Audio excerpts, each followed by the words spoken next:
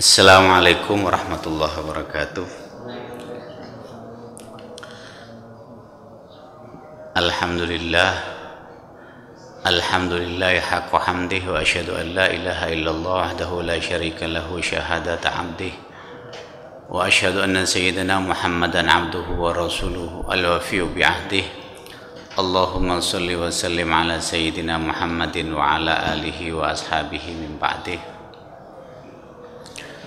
Ma'asyiral hadirin rahimakumullah, marilah kita memanjatkan puji syukur kehadirat Allah Subhanahu wa taala yang telah memberikan nikmat begitu banyak kepada kita,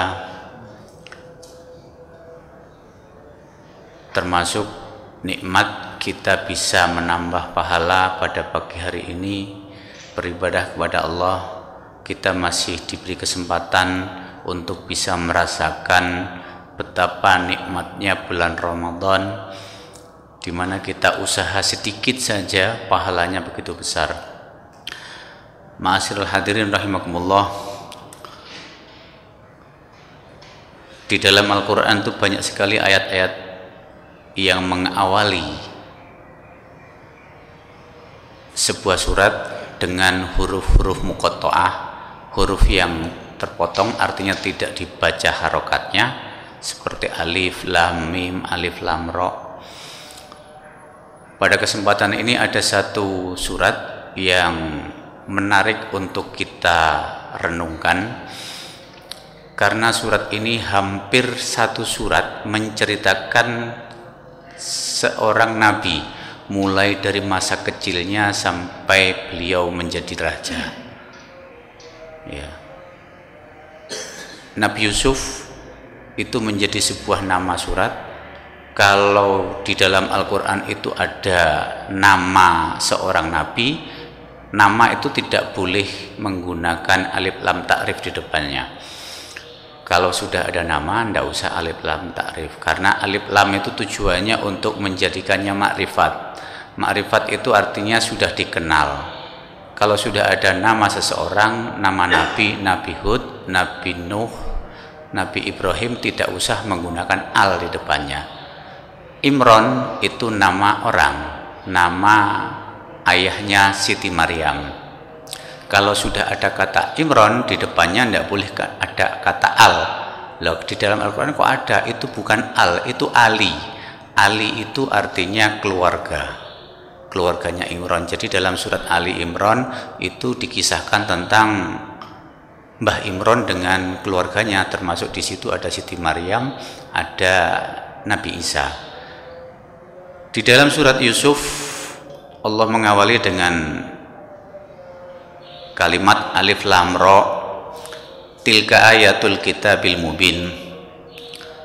Jadi Al-Quran itu dijelaskan sudah begitu gamblang, sudah terang Al-Quran itu, walaupun ditafsiri, ya Al-Quran itu sebenarnya sudah jelas. Seandainya ada tafsir itu lebih memperjelas lagi.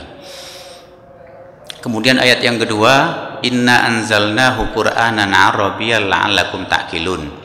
Sesungguhnya kami telah menurunkan Al-Quran itu sebagai bacaan dengan berbahasa Arab agar kita berpikir. Dalam ayat ini ada sebuah keunikan, ada sebuah tanda bahwa bahasa Arab itu bahasa yang unik, yang merangsang kita untuk berpikir. Apa sih kelebihannya bahasa Arab? Bahasa Arab itu adalah salah satu-satunya bahasa yang sekian abad itu tidak mengalami perubahan. Terus kemudian dalam bahasa Arab itu semua perbuatan, semua pekerjaan itu pasti ada pelakunya. Jadi membentuk kata kerja itu harus disesuaikan dengan pelakunya. Kalau di dalam bahasa Inggris kan menggunakan tenses, kalau dalam bahasa Arab tidak menggunakan tenses saja. Ada tensesnya memang. Dalam bahasa Arab cuma ada dua perbedaan waktu, ya. Sekarang yang akan datang itu satu bentuk, kemudian masa lalu itu satu bentuk. Cuma ada dua bentuk itu. yang lalu dan yang sekarang. Yang sekarang dengan yang akan datang itu sama dalam bahasa Arab. Tapi yang berubah dalam bahasa Arab itu setiap kata kerja itu akan menyesuaikan dengan pelakunya. Kalau pelakunya satu orang, bahasa Arab itu akan menyesuaikan kata kerjanya. Kalau dalam bahasa Inggris satu orang, dua orang, berapapun yang melakukan kata kerjanya tetap. Tapi kalau dalam bahasa Arab itu mengalami perubahan. Makanya penuh keunikan dalam bahasa Arab, sehingga bahasa Arab itu menjadi bahasa yang digunakan oleh Allah dalam menurunkan Al-Quran. Dan insya Allah bahasa Arab ini yang akan menjadi bahasa percakapan nanti di surga. Kalau kita belajar bahasa Arab berarti kita belajar untuk menghuni surga, insya Allah demikian. Kemudian ayat yang ketiga Allah menjelaskan, nahnu naqussu 'alaika ahsanal qasasi bima auhayna ilaik. Sesungguhnya kami telah mengkisahkan kepadamu wahai Muhammad ahsanal qasasi, sebaik-baik cerita, bima auhayna ilaika, dengan apa yang kami wahyukan kepadamu, hadzal Quran, bacaan ini, wa in kunta min qablihi minal ghafilin, sedangkan engkau dulu sebelumnya laminal ghafilin, termasuk orang-orang yang lalai, artinya tidak menghiraukan Al-Quran. Bacaan-bacaan yang didatangkan oleh Allah kepada Rasulullah itu disepelekan. Rasulullah pernah mengabaikan seperti itu. Ya, buktinya Allah melukiskan dalam ayat ketiga surat Yusuf ini. Kemudian pada ayat keempat Allah sudah mengisahkan tentang diri Nabi Yusuf. Saya ingatkan kembali, kita ingat kembali bahwa Nabi Yusuf itu putranya Nabi Yakub. Nabi Yakub itu punya gelar Israel, jadi keturunannya Nabi Yakub itu disebut Bani Israel. Salah satu putranya Nabi Yakub itu ada yang namanya Yahuda, sehingga agama Bani Israel itu agama Yahudi. Ya. Kemudian Nabi Yakub itu mempunyai dua orang istri. Satu istri yang pertama itu punya 10 orang putra, dan istri yang kedua punya 2 orang. Istri yang kedua ini pada saat punya anak masih kecil sudah meninggal dunia, sehingga Nabi Yakub begitu sayangnya kepada kedua anaknya ini karena ibunya sudah meninggal. Rasa sayangnya Nabi Yakub kepada kedua putranya ini menimbulkan cemburu 10 saudaranya yang lain. Jadi Nabi Yusuf itu bersaudara ada 10 orang. Nabi Yusuf itu yang nomor 11 dari ibu yang lain, dan adiknya Nabi Yusuf itu namanya Bunyamin. Karena Nabi Yakub begitu sayang kepada Nabi Yusuf, maka 10 orang yang lain itu cemburu kepada Nabi Yusuf, sehingga apa saja yang dilakukan ayahnya mereka nggak suka. Suatu ketika Nabi Yusuf pagi hari menyampaikan kepada ayahnya, Allah melukiskan dalam ayat keempat, idz qala Yusuf li abihi ya abati inni ra'aitu ahada asyara kaukaba wasyamsa wal qamara ra'aituhum li sajidin.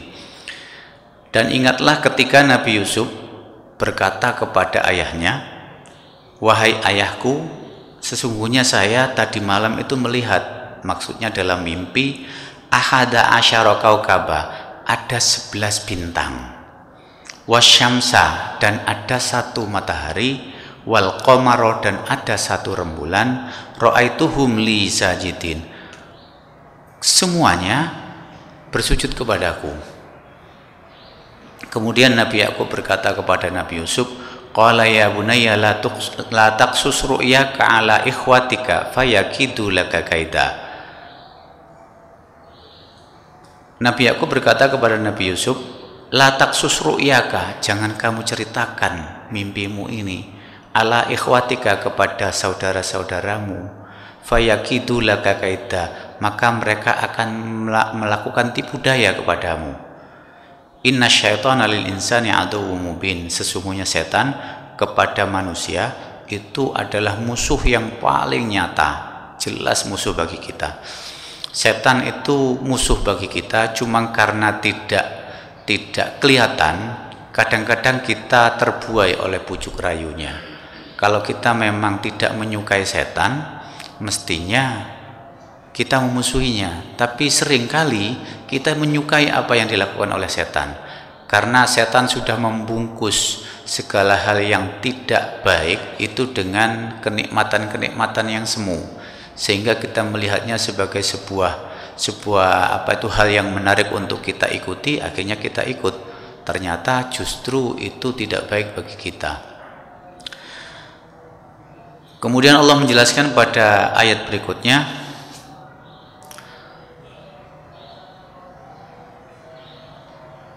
wa kadzalika yajtabika rabbuka wa yu'allimuka min ta'wil ahadits.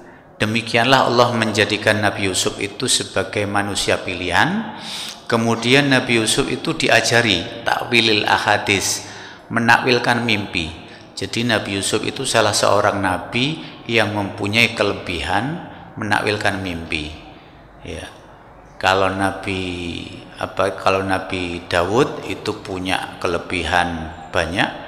Beliau itu kaya raya, beliau itu seorang raja, suaranya merdu, kemudian bisa berbahasa hewan, bisa berbahasa jin, dan yang kelebihan yang tidak dimiliki Nabi Sulaiman putranya, Nabi Daud ini bisa melumatkan besi. Jadi besi itu bisa dilumat, itu kelebihannya Nabi Daud. Ya. Nabi Sulaiman punya kelebihan seperti ayahnya, cuman suaranya tidak semerdu ayahnya. Nabi Sulaiman tidak bisa melumat besi. Untuk masalah kekayaan, masalah jabatan menjadi raja, kemudian bisa berbahasa dengan hewan, berkomunikasi dengan hewan dan jin, Nabi Sulaiman juga mampu. Nabi Yusuf ini punya kelebihan bisa menakwilkan mimpi. Ya. Allah memilih Nabi Yusuf dari awal itu sudah ditunjukkan. Jadi saat Nabi Yusuf masih kecil, pada saat ayahnya begitu sayang kepada Nabi Yusuf, ibunya meninggal dunia. Ya, jadi rata-rata Nabi itu biasanya ditinggal oleh orang tuanya pada saat masih kecil. Nabi Ibrahim itu tinggal dengan ibunya karena ayahnya sudah meninggal. Dalam riwayat ada yang mengatakan Azar itu bukan ayahnya Nabi Ibrahim tapi pamannya. Rasulullah waktu masih kecil sudah ditinggal orang tuanya. Nabi Yusuf juga begitu. Waktu masih kecil ibunya meninggal dunia. Ya. Allah menjelaskan dalam surat ini, laqad kana fi Yusufa wa ikhwatihi ayatul lisailin. Benar-benar telah ada pada diri Nabi Yusuf, ya, itu dan keluarganya dan saudara-saudaranya itu tanda-tanda bagi orang yang bertanya. Artinya fenomena kehidupan yang dialami oleh Nabi Yusuf dalam keluarganya Nabi Yusuf itu sampai sekarang ini masih ada dan akan terus ada.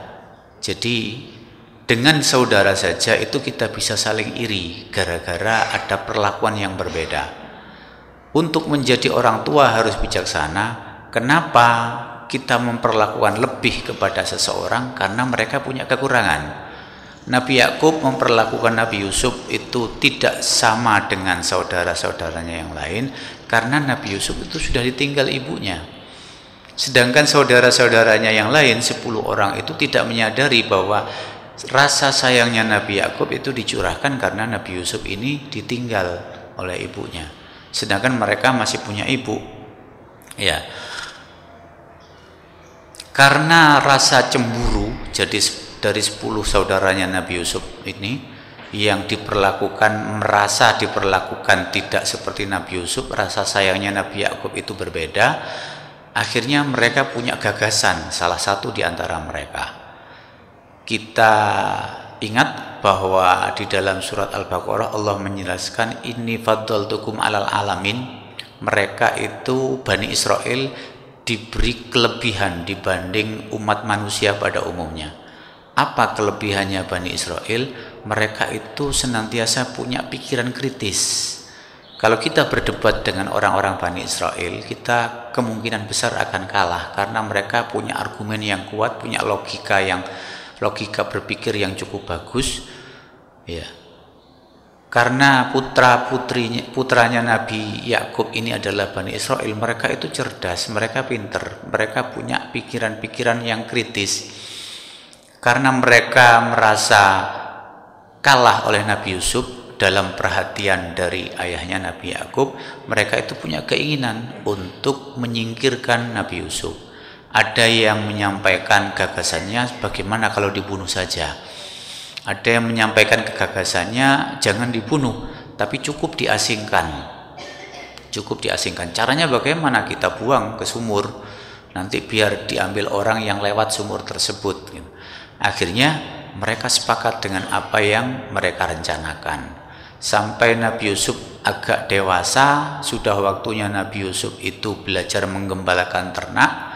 Saudaranya yang 10 orang ini mengajak Nabi Yusuf izin kepada Nabi Yakub untuk Nabi Yusuf diajak menggembalakan ternak. Wahai ayah, Yusuf ini sudah mulai besar, kita minta izin untuk mengajaknya menggembalakan ternak. Karena kalau nanti nggak bisa menggembalakan ternak, bagaimana nanti? Ayahnya sebenarnya berat, tapi karena dirayu, dipaksa, ya akhirnya diikhlaskan oleh Nabi Yakub, Nabi Yusuf bersama mereka. Tapi ayahnya sudah punya prediksi bahwa Nabi Yusuf ini akan disingkirkan. Bagaimana kalau nanti Yusuf itu dimakan serigala? Katanya Nabi Yakub, kami ini kan keluarga besar, kita semua ini satu keluarga, kita tidak akan membiarkan Yusuf dimakan oleh serigala, kata mereka. Jadi Nabi Yakub itu karena seorang nabi, sudah punya wawasan masa depan, khawatir apa yang terjadi pada diri Nabi Yusuf, maka Nabi Yusuf tidak diizinkan untuk ikut dengan saudaranya. Tapi karena saudaranya memaksa, karena saudaranya merayu dengan janji-janji yang muluk, ya akhirnya Nabi Yakub mengikhlaskan. Pada saat mereka mengajak Nabi Yusuf, mereka mulai senang. Nabi Yusuf sebenarnya asing dengan saudara-saudaranya, asing bagaimana caranya menggembalakan ternak, ya. Tapi karena saudara-saudaranya itu begitu kompak, mereka 10 orang itu kompak, ya. Akhirnya sampai di tempat yang jauh dari rumahnya, Nabi Yusuf ini mulai akan mengalami skenario yang mereka buat. Nabi Yusuf bajunya dilepas, kemudian Nabi Yusuf dilemparkan di sebuah sumur, di mana sumur itu biasanya menjadi tempat transitnya para pedagang antar kota, antar negara.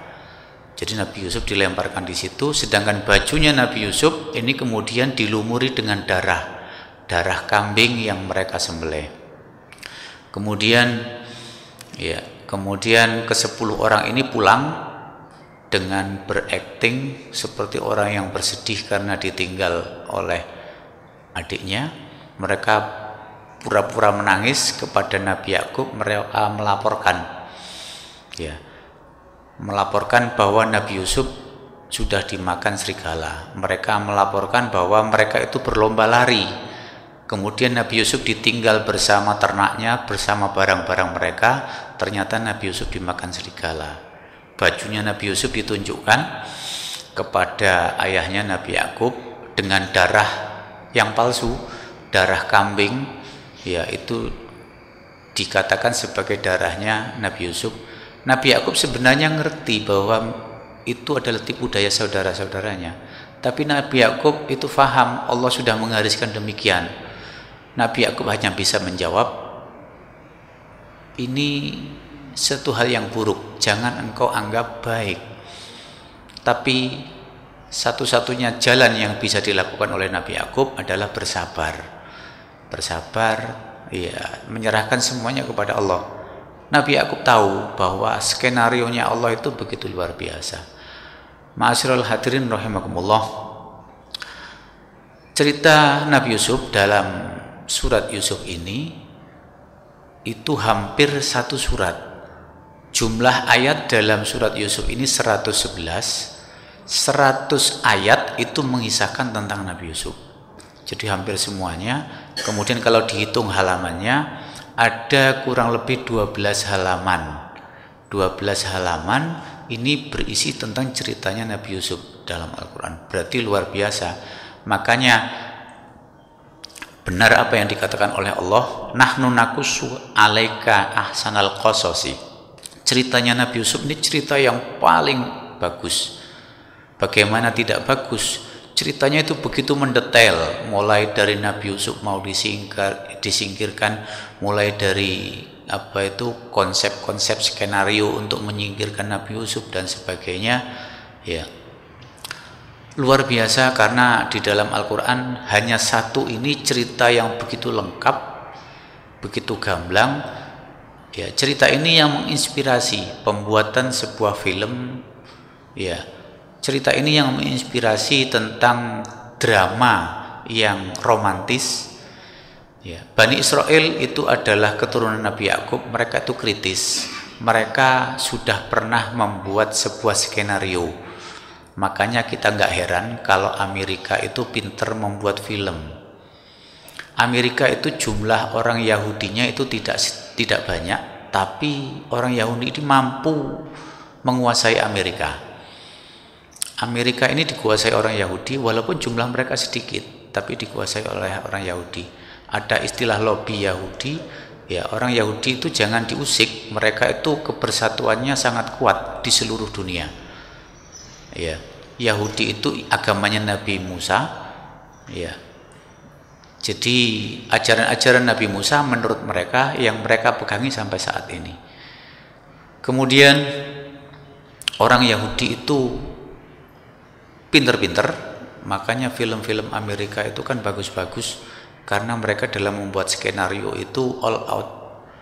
Mereka membuat skenario itu tidak main-main, membuat film itu juga begitu, mereka berani dengan biaya besar. Ya,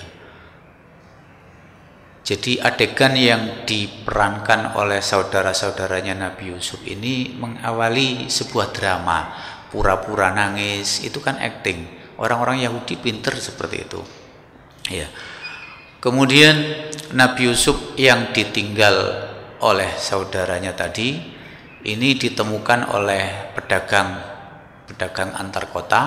Sedangkan Nabi Yakub begitu ditinggal oleh Nabi Yusuf, Nabi Yakub ini karena menangis terus, akhirnya Nabi Yakub tidak bisa melihat. Nabi Yakub, ayahnya Nabi Yusuf, ditimpa kebutaan. Nabi Yusuf yang ditemukan oleh pedagang ini, asalnya mereka nggak menyadari, pedagang-pedagang ini waktu mereka mengambil air kok diangkat timbanya kok berat. Setelah ditarik ke atas ternyata ada Nabi Yusuf. Kemudian karena mereka wataknya pedagang, melihat ada Nabi Yusuf, itu ditemukan oleh mereka seperti sebuah barang. Waduh, mereka senangnya luar biasa. Betapa beruntungnya kita, betapa beruntungnya saya karena dapat seorang anak. Karena mereka pedagang, maka watak dagangnya yang keluar. Ini cukup mahal ini kalau kita jual, kan begitu. Akhirnya mereka melanjutkan perjalanan ke Mesir. Nabi Yusuf itu dijadikan satu dengan barang dagangan biar nggak kelihatan kalau mereka itu menemukan. Mereka khawatir ada keluarga yang mengaku keluarganya Nabi Yusuf diambil. Akhirnya Nabi Yusuf itu disamarkan, dijadikan satu dengan barang dagangannya. Begitu nyampe ke Mesir, mereka kemudian menjualnya. Ya, tidak semua orang mampu membeli Nabi Yusuf karena mereka menawarkan dengan harga yang cukup tinggi, tapi itu termasuk murah karena melihat Nabi Yusuf yang begitu rupawan. Nabi Yusuf ini digambarkan sebagai salah seorang nabi yang memiliki wajah yang luar biasa gantengnya. Walaupun gantengnya luar biasa Nabi Yusuf, ini masih seperempatnya Rasulullah. Jadi Rasulullah itu yang mempunyai wajah paling tampan di dunia. Makanya Rasulullah itu disebut orang paling sempurna, ketampanannya, perilakunya luar biasa. Nabi Yusuf ini seperempatnya, dan seperempatnya ini sudah bisa membuat heboh wanita seluruh kota. Ya. Nabi Yusuf saat itu dibeli oleh Al-Aziz, seorang menteri kerajaan. Al-Aziz ini membawa Nabi Yusuf pulang ke rumahnya. Ya, dia menawarkan kepada istrinya, wahai istriku, ini saya beli anak tadi di pasar, mungkin dia bisa bermanfaat atau kita jadikan anak angkat. Ya, anak angkat. Kemudian sampai Nabi Yusuf mulai dewasa, pertumbuhan Nabi Yusuf itu begitu pesat, Allah mengangkat derajatnya Nabi Yusuf. Jadi yang dulu Nabi Yusuf itu pernah disia-siakan oleh saudaranya, Nabi Yusuf sekarang menjadi anaknya orang kaya, menteri kerajaan. Kalau kita melihat ceritanya Nabi Yusuf ini, kondisinya Nabi Yusuf ditinggal ibunya, sesuatu yang sesuatu yang menyakitkan kan, ditinggal mati ibunya, ditinggal wafat oleh ibunya. Kemudian karena ditinggal wafat, Nabi Yakub memberikan kasih sayang yang luar biasa kepada Nabi Yusuf. Kemudian begitu kasih sayang luar biasa kepada Nabi Yusuf ini besar, Nabi Yusuf disingkirkan oleh saudaranya, dibuang ke sumur. Ya, ini kan berarti grafik kehidupannya Nabi Yusuf itu kan naik turun, sama dengan kehidupan kita. Jadi kalau kita saat ada di atas, kita hati-hati, kita akan turun. Pada saat kita ada di bawah, kita jangan putus asa, kita akan naik. Grafik hidupnya Nabi Yusuf kan begitu. Kemudian setelah ditemukan oleh pedagang, Nabi Yusuf jadi budak belian, dijual, grafik hidupnya Nabi Yusuf naik lagi. Pada saat hidup di rumah Al-Aziz dengan dengan istrinya, ya, istrinya Al-Aziz ini namanya Zulaikha. Kemudian Al-Aziz ini tidak punya anak, ya, tidak punya anak.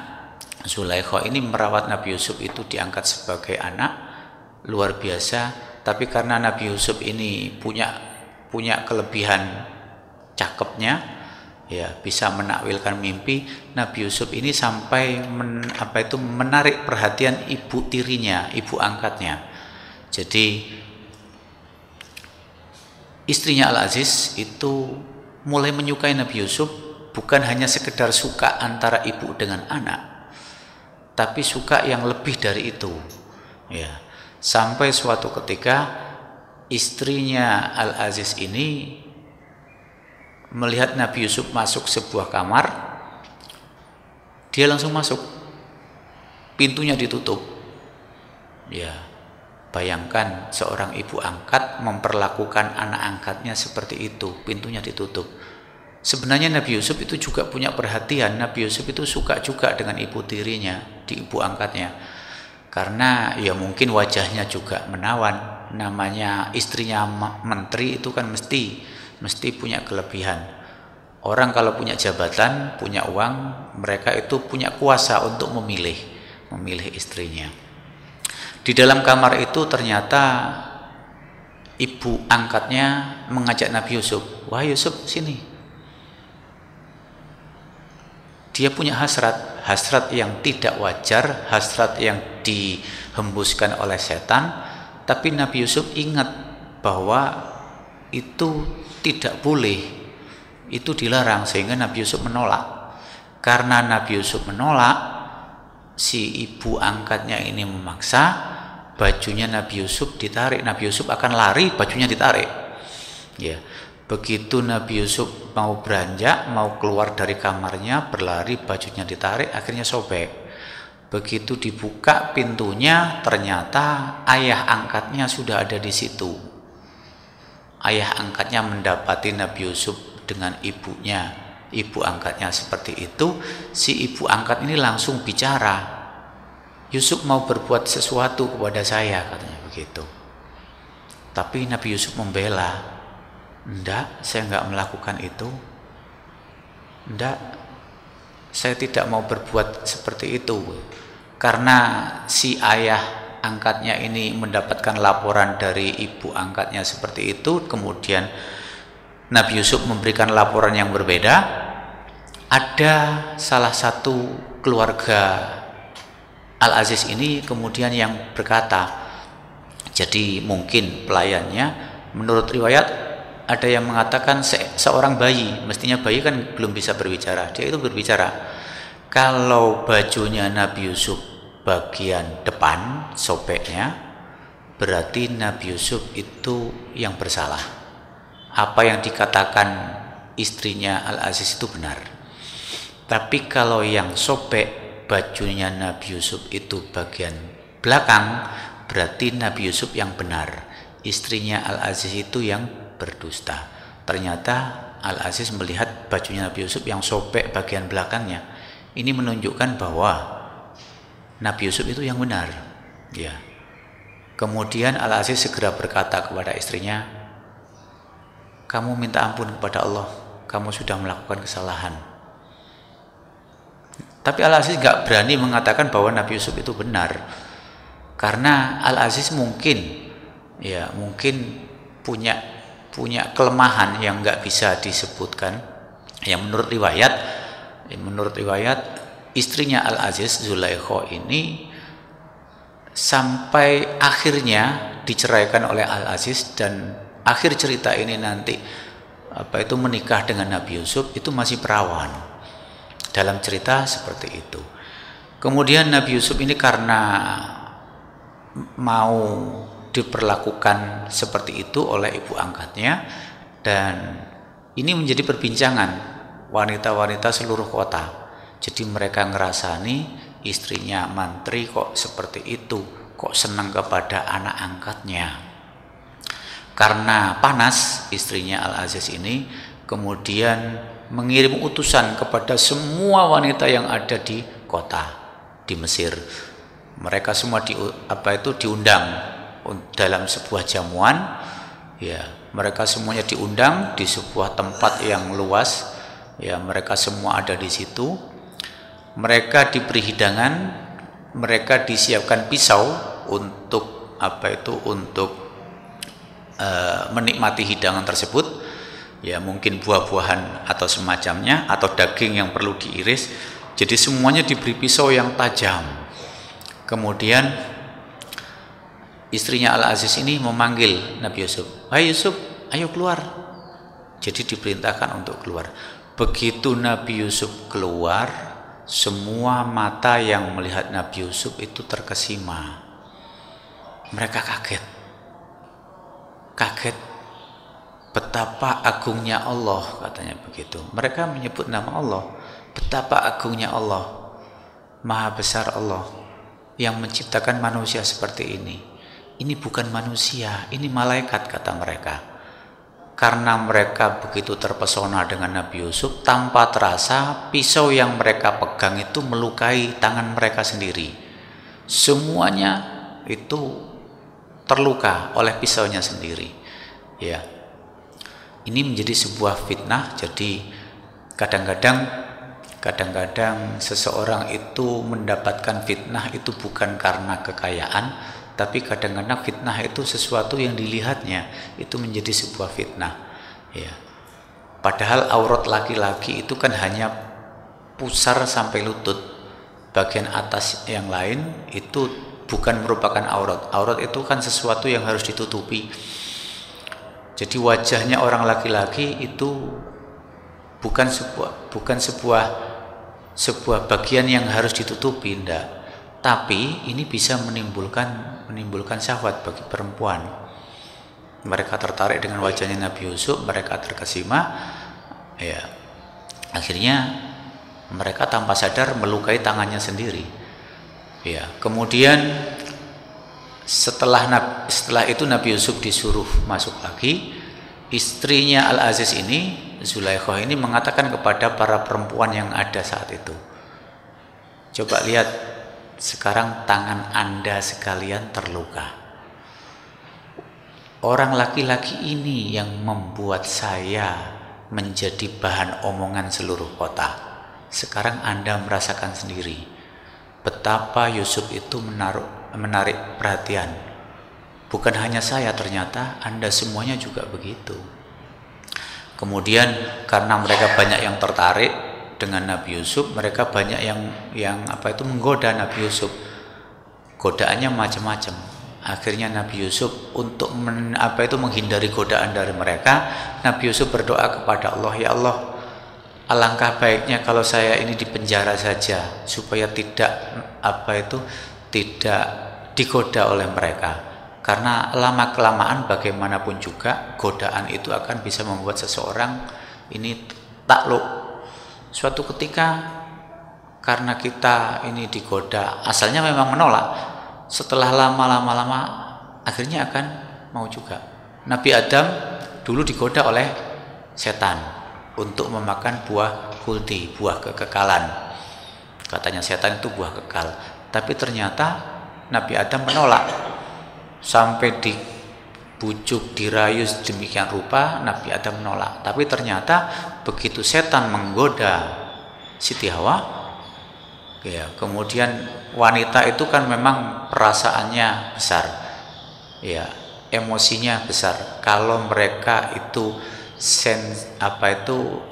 sisi sensitivitas mereka itu disentuh, mereka itu akan tertarik. Setan merayunya Siti Hawa itu, mereka mengatakan bahwa kalau nggak makan buah ini nggak kekal, berarti sebentar lagi akan meninggalkan surga. Minta aja kepada Nabi Adam buah itu supaya bisa kekal di surga. Akhirnya Nabi Adam yang semula digoda oleh setan ini tidak mempan, dirayu. Tapi begitu Siti Hawa yang dirayu, Siti Hawa sudah mulai terkena bujuk rayu mereka. Dan begitu Siti Hawa sudah terbujuk, Siti Hawa ini yang merayu Nabi Adam. Jadi rayuan dari setan langsung kepada Nabi Adam itu mempan, tapi begitu rayuan setan melalui Siti Hawa ini mempan. Nabi Adam kalahnya oleh rayuan setan melalui istrinya. Jadi setan itu akan menggoda kita dengan berbagai cara. Cuma alhamdulillah perlu kita panjatkan kepada Allah, dalam bulan Ramadan ini setan itu tidak boleh berkeliaran. Setan itu dibelenggu. Yang ada dalam bulan Ramadan ini hanya hawa nafsu kita yang mengajak kita untuk berbuat dosa.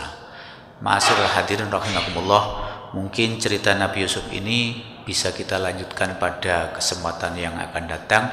Semoga Allah memberi kesempatan kepada kita untuk bisa bertemu lagi. Semoga Allah memanjangkan usia kita, semoga Allah melapangkan rezeki kita, semoga Allah memberikan yang terbaik buat kita, menjauhkan kita dari fitnah, cobaan. Semoga Allah senantiasa mempererat tali silaturahim di antara kita. Semoga Allah mengabulkan apa yang menjadi keinginan kita. Dan yang terpenting, semoga Allah menerima amal ibadah kita, menghapus dosa-dosa kita di bulan Ramadan ini. Semoga Allah menjadikan kita sebagai umatnya Rasulullah SAW. Kurang lebihnya saya mohon maaf. Wallahul muwaffiq ila aqwamit thoriq. Wassalamualaikum warahmatullahi wabarakatuh.